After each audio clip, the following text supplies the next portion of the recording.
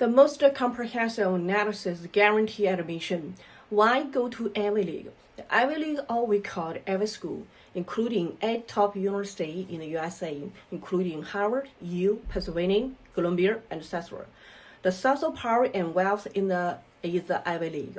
Ivy admission is the passport to wealth, social status, and political power. The descendants of presidents, dignitaries, prime ministers, royalty, super rich businessmen and women, bankers, and world celebrities all attend Ivy League school, which is a sign of upper class. The future world order will be shaped by Ivy League students, who will own superpower and the most wealth in the world. The largest number of billionaires in the world are Ivy students. Before we talking about how to distinguish the true and false guarantee admission, it is necessary to say in detail whether guarantee admission really happened before. From the world's top university, especially the Ivy House, let's say the composition of student group, enrollment philosophy, enrollment logic, enrollment procedures, to discuss whether the guarantee admission is feasible.